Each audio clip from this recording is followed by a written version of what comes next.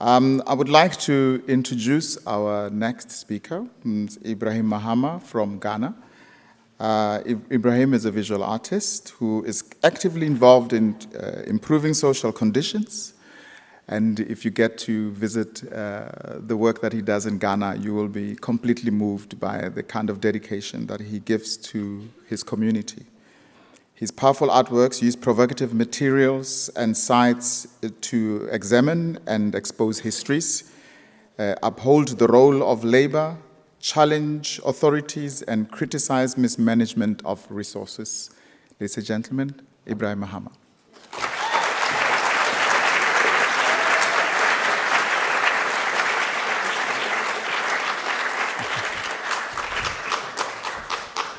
Hi, good evening. Thank you very much, Prince Claus, for this wonderful honor. It's been 2 years, but I'm still living within it. And it's actually a privilege and an honor to share stage with all these wonderful speakers. So I'll try my possible best. So I will start my presentation from my practice with regards to institutional building. When I was an art student, one of the questions that we kept asking ourselves is that, how is it that we're a generation that is born so much into debt? We inherited quite a lot of infrastructure, but yet when it comes to culture, there isn't much infrastructure that is dedicated to it. So being someone who studied a lot of Western art history and also made work that ended up in museums in the West, the question was always, how do we create institutions that somehow creates an equal opportunity for people back home, particularly within this local context? Because for me, precarity is very important in terms of how we convert that into a gift in a way. So I like the idea of the precarious gift. In 2014, when I sold my first artwork in London to the Saatchi Gallery, I thought, because I read so much about the Charles Saatchi and all that, and there was always a question of, when we become artists, what do we do? How do we solve like the subject matter and also audience and all that? So I decided to dedicate the money into building like a studio. I thought the studio could inspire young people, because not many parents would want their children to become artists one day, moreover people who think critically. So I bought this piece of land, which has my studio on it. But I also like the idea that it's a studio that does many things. So we have like a forest area, which is part of the studio, which I'm conserving, so looking into like ecological crisis and issues. I have airplanes that I collected, all things that we converted into classrooms. We have a parliament, a library, cinema, an archaeological museum, blah, blah, blah. We're planning to build a school one day. So very small things. The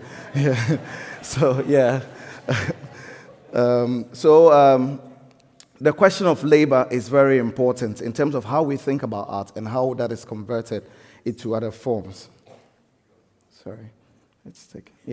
So I like the idea that when we make art, we have to make room for the labor that makes art.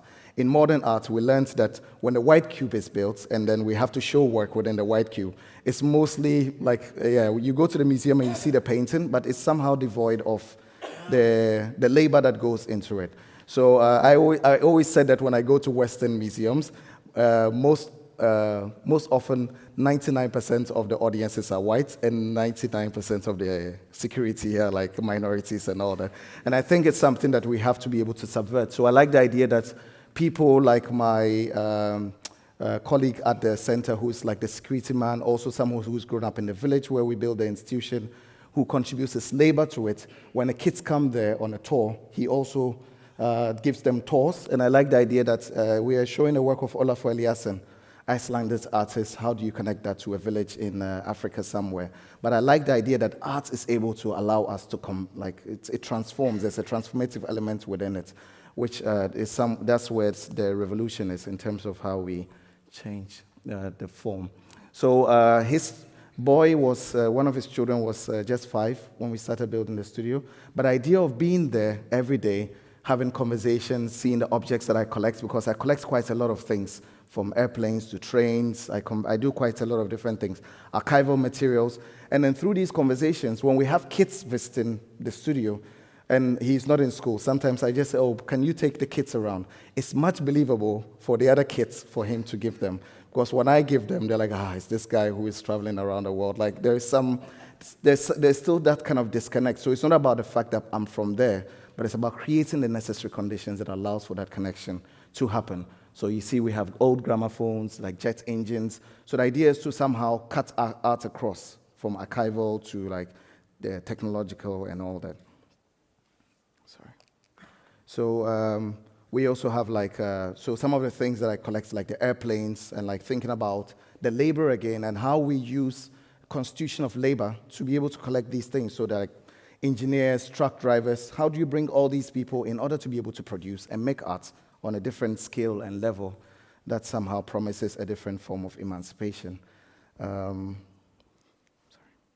So it's also, when we were transporting some of these things, you could see how some of the kids who encountered these objects were very surprised. You know, if you were living in a village somewhere, you never saw a train, airplane, and suddenly one day you saw a plane like taking a stroll down your house. It mostly sounds like Steven Spielberg suddenly appeared in the village and was about to shoot like a massive film or something.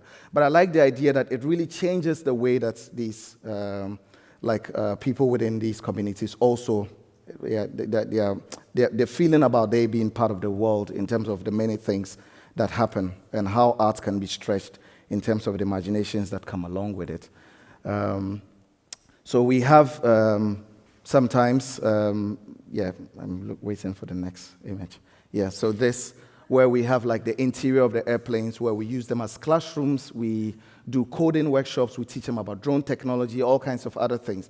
But it's also about this idea of creating these different moments of singularity, because in most, like if you're in a village, like your reference, because your father was a farmer, your grandfather was a farmer, but the idea that now we have different points of reference in terms of how we think about art and also how we relate to culture is very different.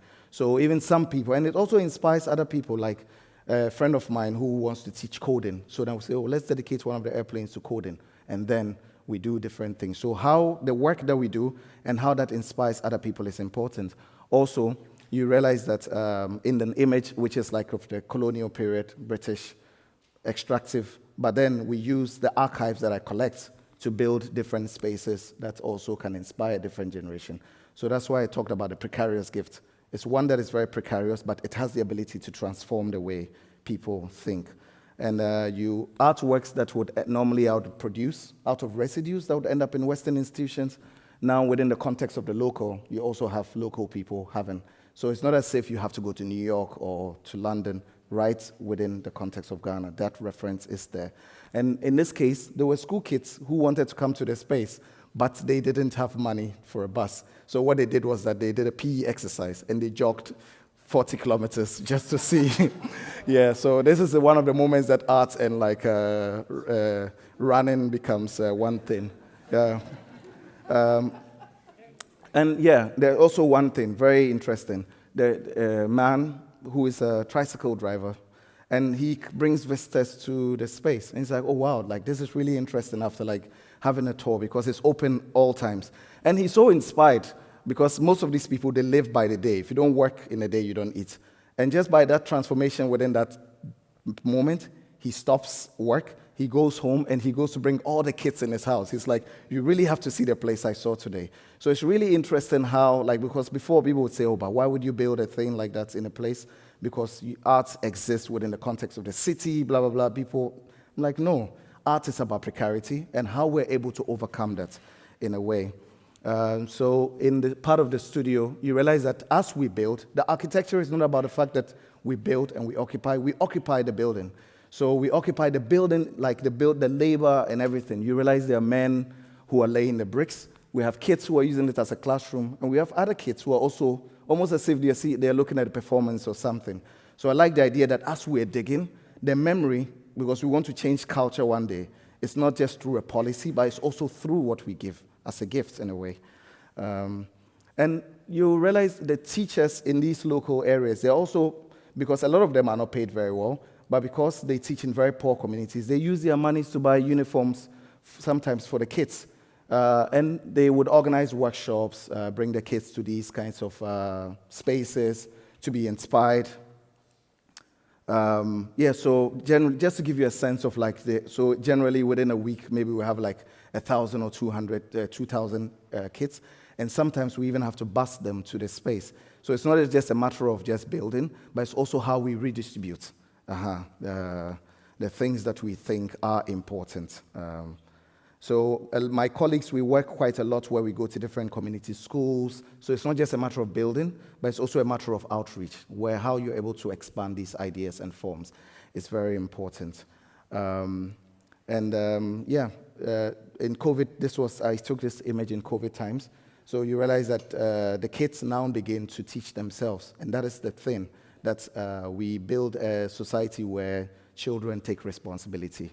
And then they trust themselves and they're able to transmit knowledge. And this is the last image, which is very important.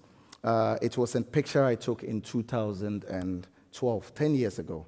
And I used to go to the markets, convincing the markets women to give me these old sacks that they used to transport commodities, mostly from India and Bangladesh. And they would say, but the university graduates, what do you want in this space? But that's the point. The idea that we could take an object which was somehow deteriorating in order to be able to produce art, because in art historical context, art povera and all that, it would end up back in the museum. But how to use this precarious object to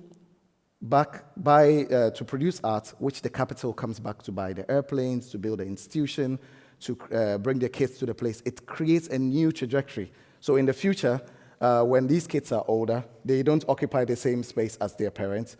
It creates a different genre in terms of how we live in the world. So culture becomes a new sense of promise. So thank you.